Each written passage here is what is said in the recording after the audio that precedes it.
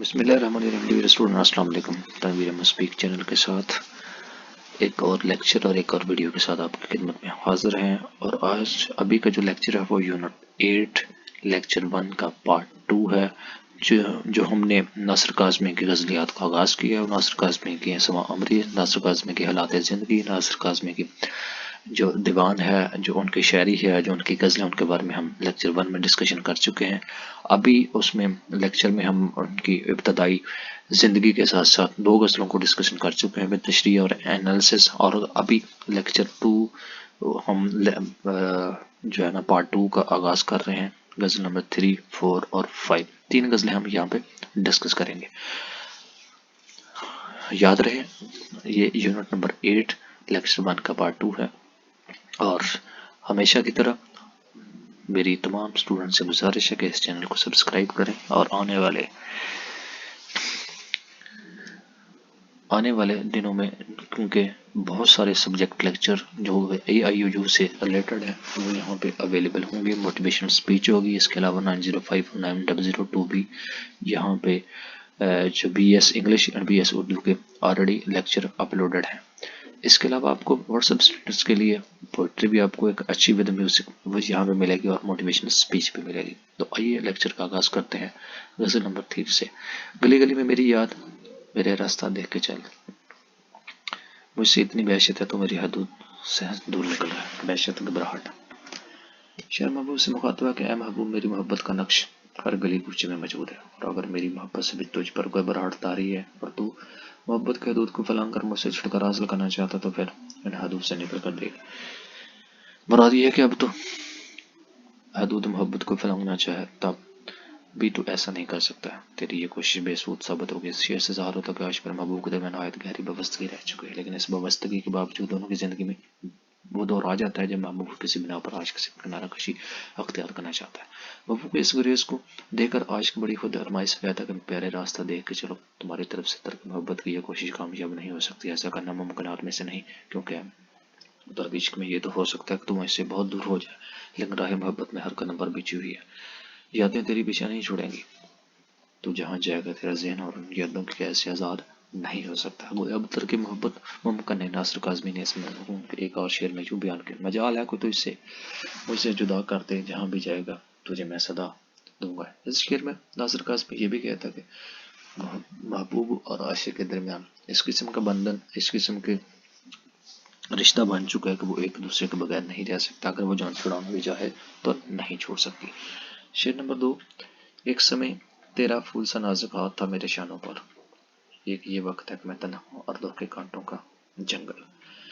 شاعر اس میں کہتا ہے کہ محبوب کا عاشق کی زندگی کا حاصلہ، جب تک محبوب کے ساتھ عاشق کو میسر ہے تو وہ زندگی کے مصائب سے بالکل نہیں گھبراتا، لیکن جب محبوب ساتھ چھوڑ جاتا تو زندگی کے پر رونق پھول بھی چاہنے والوں کو مصیبت دو کے کانٹے نظر آتے ہیں۔ اس شعر میں بھی شاعر عاشق کے روپ میں اسی کیفیت کو بیان کر رہا ہے کہ ایک وقت تھا کہ جب تو میرے ساتھ تھا، لمحہ بے لمحہ تو میرے ساتھ چل رہا تھا، اب پھر وقت ہے کہ تم ایک ایک لمحہ، ایک ایک منٹ اور ایک ایک سیکنڈ گزارنا مشکل ہو گیا، یعنی کہ ہر ایک سفر کانٹوں جیسا اور دکھ بھری زندگی جو کہ طویل ہوتی جا رہی ہے۔ شعر نمبر 3، یاد ہے اب تجھ سے بچھڑنے کی وہ اندھیری شام، مجھے تو خاموش اور کھڑا تھا لیکن بات نہیں کرتا تھا کاجل۔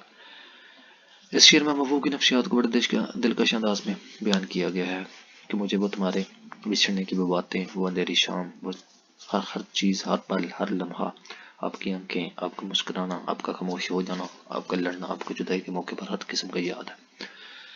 جدائی کے اس وقت بازار خاموش اور چپ چاپ ہے، مگر اس کی آنکھوں میں آنسو ہیں اور کاجل بہہ رہا ہے۔ اس طرح آنکھیں دل کے کفیل ہے، یعنی کہ جدائی کی آگ میں آپ کی جو آنکھوں میں کاجل تھا وہ بھی بہہ رہا ہے، اور یہ خاموشی کو ہے گوئی کی صورت اختیار کر گیا، جدائی کے دکھ کا اظہار زبان کی بری آنکھوں سے ہو رہا ہے۔ شعر نمبر 4، میں تو ایک نئی دنیا کی دن میں بھٹکتا پھرتا ہوں، میری تو اس سے کیسے نبھے گی ایک میں تیرے فکر و عمل۔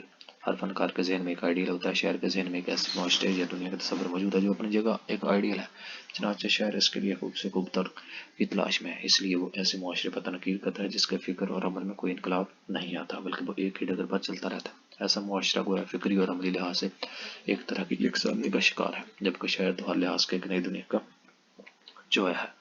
اس طرح کی یکسانی اسے اچھی نہیں لگتی، اس لیے وہ ایسے معاشرے کا ساتھ نہیں دے سکتے جو نئی دنیا کی تلاش نہیں کرتا۔ نمبر 5، میرا منہ کیا دیکھ رہا ہے، دیکھ اس کالی رات کو، دیکھ وہی تیرا ہمراہی ہوں، تیرے ساتھ چلنا ہے تو چل۔ شاعر اپنے ساتھی یا ہم سفر سے کہہ رہا ہے کہ سفر کی دشواریوں کو دیکھ کر میرا منہ کیا دیکھتا ہے، اس کالی رات کو جو دیکھ رہا ہے میرے سامنے، دیکھنا محاورہ ہے، یعنی عمل نہ کرنا۔ یا کالی رات سے مراد کالی رات نہیں بلکہ زندگی کے سفر کی دشواریاں اور مشکلات ہیں۔ دشواریوں کی طرح اپنے ساتھی کو متوجہ کرتے ہوئے شاعر کہتا ہے کہ پہلے کی طرح بھی تیرے سفر کا ساتھی ہوں، میں زندگی کے مصائب میں بھی تیرا ساتھ دینے کو تیار ہوں۔ اگر تجھے میرے ساتھ چلنا ہے تو چل، یہ وقت حیران اور پریشان ہونے کا نہیں بلکہ فیصلہ کرنے اور اس فیصلے پر عمل کرنے کا وقت ہے۔ یعنی کہ وہ اتنا اکتا چکا ہوتا ہے، اتنی پریشان ہوتا ہے کہ وہ کہتا ہے کہ پریشان کیوں ہوتا ہے، میں اب بھی تمہارے ساتھ ہوں تو چل تو صحیح، میں تیرے ساتھ ہر قسم کا مشکلات اور دشواریوں کا ابھی بھی میں اسی طرح کھڑا رہوں گا جس طرح پہلے تھا۔ غزل نمبر 4، آئے تجھے کیوں چپ سی لگی ہے، کچھ تو بتا کیا بات ہوئی۔ شاعر محبوب کی خاموشی اور الجھن کا پریشانی کا باعث بنا ہے کہ محبوب چپ کیوں ہے، خاموش کیوں ہے، وجہ کیا ہے، اس کی پریشانی کیا ہے۔ کوئی نہ کوئی ایسی کوئی بات ہے، کوئی نہ کوئی ایسا سبب ہے، کوئی نہ کوئی ایسی خاموشی کی کوئی نہ کوئی وجہ ہے، کچھ تو بتا کیا بات ہوئی۔ وہ کچھ نہ کچھ سننا چاہتا ہے، ناراضگی کی وجہ سننا چاہتا ہے، اطمینان کرنا چاہتا ہے، اسے دریافت کرنا چاہتا ہے کہ اس کی حیثیت کیا ہے، ناراضگی اور اس کی الجھن کی، اس کی خاموشی کی الجھن کیا ہے، کیونکہ وہ برداشت نہیں کر سکتا کہ خاموش رہو۔ شعر نمبر 2، آئے تو جیسے ساری دنیا ہم دونوں کو دیکھ رہی ہے۔ ناصر کاظمی کی شاعری کی خصوصیات کا ذکر آپ پڑھ چکے ہیں کہ وہ انتہائی مشکل بات کو آسان لفظوں میں بیان کرنے کی قدرت رکھتے ہیں۔ چنانچہ اس غزل کے تمام اشعار میں یہ خوبی موجود ہے۔ اس شعر میں بھی الفاظ اگرچہ بہت سادہ ہیں لیکن معنی کی ایک دنیا بعد ہے۔ شعر کے ایک دو پہلو کی طرف آپ کی توجہ دلائی جاتی ہے۔ شاعر کے نزدیک تمام دنیا کی آنکھیں خود شاعر اور اس کے محبوب پر لگی ہوئی ہیں۔ دنیا کی نگاہوں کا مرکز ہونے میں سب سے بڑا خدشہ یہ ہے کہ کہیں ہماری محبت کا راز فاش تو نہیں ہو گیا، چنانچہ محتاط ہونے کی ضرورت ہے۔ دوسری طرف یہ بھی ہو سکتا ہے کہ لوگ ہماری دونوں کی محبت کا تماشا دیکھ رہے ہوں اور اب ان کی نگاہیں ہم دونوں کی محبت کا انجام دینے پر لگی ہوئی ہیں۔ نمبر 3، تو ہے اور بے خواب دریچے، میں ہوں اور سنسان گلی ہے۔ دریچے، کھڑکیاں، چھوٹے دروازے۔ شاعر نے اس شعر میں عاشق اور محبوب کی بے قراری کو بیان کیا۔ عاشق سے مراد خود شاعر کی ذات ہے۔ محبوب کے لیے بے خواب دریچے، گلی اور عاشق سنسان گلی اور پریشان حال کے الفاظ استعمال کیے۔ درد محبت میں جب لاتعداد چیز ہے، محبوب ساری رات جا کر گزار دیتا ہے اور عاشق تمام رات سنسان گلی میں گزر جاتی ہے۔ دونوں طرف محبت کا جذبہ موجود ہے مگر دونوں ایک دوسرے سے نہیں مل سکتے۔ گویا یہ ہجر و فراق عاشق اور محبوب دونوں کے لیے بے چینی اور بے قراری کا باعث ہے۔ خیر تجھے تو جانا ہی تھا، جاں بھی تیرے ساتھ چلی ہے۔ محبوب کو اگر کر اپنے ساتھ جانے والی رخصت ہی تھا، ہونا ہی تھا۔ محبوب کی صفات میں ہر چیز داخل ہے کہ وہ زیادہ دیر اپنے چاہنے والے کے پاس نہیں رکتا کیونکہ وہ اپنی محبوبہ شان کو قائم رکھنا چاہتا ہے، جبکہ عاشق کا حال یہ ہے کہ اس کا محبوب بھی اس کی جان ہے اور اب جدید محبوب اس سے رخصت ہو رہا ہے تو اسے یوں لگتا ہے گویا اس کی جان کو اس کے تن سے جدا ہو رہی ہے۔ گویا یہ تعلق جسم و جان کا تھا جو اب ٹوٹ رہا ہے۔ یہاں اشارہ محبوب کو ضرورت کی طرف سے ہے، محبوب عاشق سے یا عاشق محبوب سے جدائی کی طرف موت کے برابر۔ امیر تقی میر نے ایک شعر میں ایسی بات کی ہے، جو اٹھے آ اس گلی سے ہم جیسے کوئی جہاں سے اٹھتا ہے۔ شعر نمبر 5، اب تو آنکھ لگا لے ناصر، دیکھ تو کتنی رات کی ہے۔ شعر رات گئے تک جاگ رہا ہے اور اپنے خیالات میں تھوڑی کا کافی حصہ رات کا کافی حصہ بیت چکا ہے، اسے اپنی خیالی دنیا سے نکلنا چاہیے اور تھوڑی سی سو جانا چاہیے۔ رات کے وقت چونکہ شعراء کو مکمل سکون اور خاموشی میسر ہوتی ہے، چنانچہ وہ اپنے ذہن کو تمام دنیاوی الجھن سے ہٹا کر اپنے فن کی تکلیف میں گزارا کرتے ہیں، اپنے خیال کی دنیا میں محو رہا ہے۔ اب تھوڑی دیر کے لیے اپنے آپ کو آرام کی طرف راغب کر لے۔ ناصر کے ہاں اس مضمون کے ہاں بہت سے اشعار ملتے ہیں۔ ساری بستی سو گئی ناصر، تو اب تک کیوں جاگ رہا ہے۔ غزل نمبر 5، مسلسل بے کلی دل کو رہی ہے مگر جینے کی صورت تو رہی ہے کہ بے چینی۔ اس شعر میں حقیقت پسندی کا اظہار کرتے ہوئے شاعر نے زندگی یعنی جیتے رہنے کو کوئی باقی تمام چیزوں پر فضیلت دی ہے۔ شاعر کا کہنا ہے کہ بے شک مجھے مسلسل بے چینی اور دکھوں سے وابستہ رہا لیکن میں اس بے چینی کے باوجود زندہ رہا اور دراکی کا یہی سب سے بڑی بات ہے کیونکہ اصل چیز زندگی ہے جو بے کلی پر فوقیت دیتی ہے۔ گویا ایک طرف میرے دل نے اس مسلسل بے قراری کے آگے ہمت نہیں آ رہی اور اس بے چینی کو بھی لازم حیات سمجھ کر قبول کیا۔ جب تک زندہ ہے تو ان چیزوں سے وہ واسطہ پڑتا رہے گا کیونکہ بے چینی اور دکھ زندگی کی ایک صورت اور دکھ کے باوجود انسان کو زندہ رہنا پڑتا ہے۔ میں کیوں پھرتا ہوں تنہا مارا مارا، یہ بستی چین سے کیوں سو رہی ہے۔ شاعر اس میں سوال کرنے کا یہ سوال ہے کہ اس طرح سے اپنے معاشرے سے ہے کہ تمام رات جا کر روز آتا ہو، یہ بستی یعنی یہ اہل شہر یہ اہل وطن चैन की नींद क्यों सो रहा है? शहर के नजदीक रात सोने या आराम करने के लिए नहीं, बल्कि गौर और फिक्र और तख्लीक के लिए। चनाचे इसी बिना पर वो बस्ती के सोने वाले लोगों से पूछते हैं कि वो चैन से क्यों सो जाते हैं और रात के तख्लीक करो में वो मेरा साथ क्यों नहीं देते। इस शेर में नाज़र काज़मी मुआशरे की बेहसी वतन से करता है और खसूसन अपने वतन के फनकारों पर छोड़ करता है जो कुछ अदब को तख्लीक करने के लिए रात को नींद के मजे लेते हैं।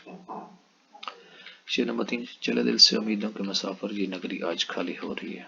उम्मीद इंसान जिंदगी का बहुत बड़ा सहारा है। एक तरफ से दुनिया उम्मीद से कायम है और उम्मीदवारों का ठिकाना दिल हुआ करता है, और दिल उम्मीद से लबरेज होते इंसानी जिंदगी में चहल पहल और रौनक कायम रहती है। और जब उम्मीदें रुखसत हो रही हैं तो उसे मायूस महसूस हुआ कि उसका दिल उम्मीदों से ऐसा खाली होगा जैसे बस्ती इंसानों से खाली हो जाए, तो हर तरफ बिरानी और उजाड़पन हो जाता है। चले दिल से उम्मीदों के मुसाफिर, ये नगरी आज खाली हो रही है, यानी कि जिनसे उम्मीद थी, जिन की वजह से दिल वरां में रौनक थी, अगर वो जा रहे हैं तो ये नगरी आज खाली हो जाएगी, फिर उसी तरह वीरानियां छा जाएंगी। ना समझो तुम उसे शोरे बहारा, खजां पत्तों में छुप कर रो रही है। शहर अपने दाखिली तर्ज एहसास की बिना पर जहाँ बहार को खजां के रूप में देखते हैं, जहाँ जिस मौसम को लोग बहार का मौसम ख्याल कर रहे हैं, शहर के नज़दीक वो खजां है, बहार है। खजां का मंजर देखने की वजह तो शहर के वतन की वो उदासी और मायूसी जिसकी बिना पर उसे बहार भी खजां दिखाई देती है। दूसरी, ये शहर के नज़दीक तब्दीली और इनकलाब कोई दुआ हासिल है, बहार या खजां को नहीं। अगर अभी बहार है तो समझे खजां आया चाहती है। तगयीर तब्दीली हर किस्म का मुकद्दर है। हमारे घर की दीवारों पर ना सिर्फ उदासी बाल खोले सो रही है। शायद इस शेर में अपनी तबीयत के हसीना पहलू को बयान किया कि हमारे गिर्द के दरो दीवार पर उदासी इस तरह छाई हुई जैसे ऐसे छाया रहना है। इंसानी तबीयत फिर तुरबा किसी हादसे से जरूर मुतासर होती है। चुनाचे 1947 की हिजरत ने शहर के कल्ब ज़हन पर बड़ा गहरा असर किया।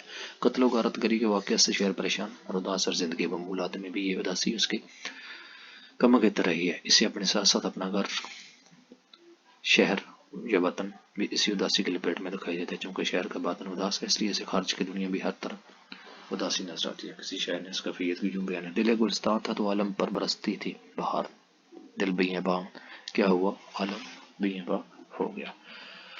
तो ये थी नासिर काज़मी की गज़ल थ्री 4 और 5। अभी जो है ना वो खुद आजमाई है कि नासिर ने क्या कुछ किया है और उसके आगे जवाबात होंगे। तो इसका खुलासा यही होता है कि नासिर काज़मी एक ऐसे शायर हैं जो असर हाज़िर के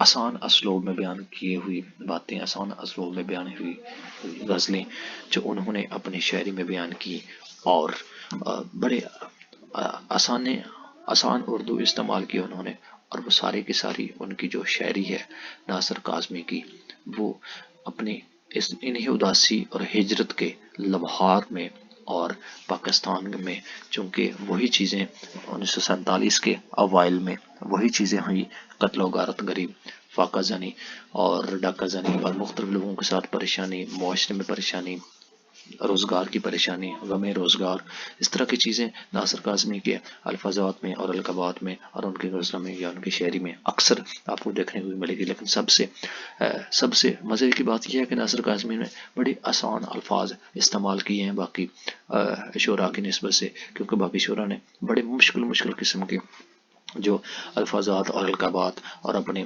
शायरी में इतने सख्त किस्म के अल्फाज इस्तेमाल किए हैं कि आम उर्दू स्पीकिंग वाले लोग भी उनको समझने से कासर होते हैं। लेकिन नासिर काज़मी में एक सबसे बड़ी बात यह है कि उन्होंने अपने अल्फाजात और अपने अलकाबात का चुनाव जो है वो बड़े आसान अल्फाज में किया है, और हर आम जी नफ्स भी उन अल्फाजात और उनकी कही हुई बातों का वो बड़ी आसानी से अदराक कर सकता है। नासिर काज़मी चूँकि इश्क और महबूब के दरमियान, और चूँकि उन्होंने हिजरत की थी और हिजरत के ऑल अवाइल में उन दिनों में तहरीक पाकिस्तान या पाकिस्तान का भी सिस्टम चल रहा था, और किस तरह वो इंसान हिजरत या हिजर बर्दाश्त करता है, किस तरह इंसान खो जाता है, किस तरह उदासी महसूस करता है, किस तरह उजाड़पन दिल में आ जाता है, या एक जगह से दूसरी जगह जब इंसान पहुंचता है तो वहाँ पे जो उनकी फैमिलाइजेशन होती है, मतलब वाक़फ़ियत जो होती है लोगों के साथ नहीं होती, और बड़ा एक अजीब सा रूखापन और सूखापन पैदा होता है। तो ये थी नासिर काज़मी की 5 غزلیں جو ہم نے یونٹ 8 لیکچر 1 میں بھی تقریباً ڈسکس کیا اور لیکچر 2 میں بھی 3 and 4 and 5 غزل کو ڈسکس کیا اور ان کے ایٹ دا اینڈ جو ان کا خلاصہ ہے وہ بھی پریزنٹ کیا. امید ہے آپ لوگوں کو یہ پسند ہوگی.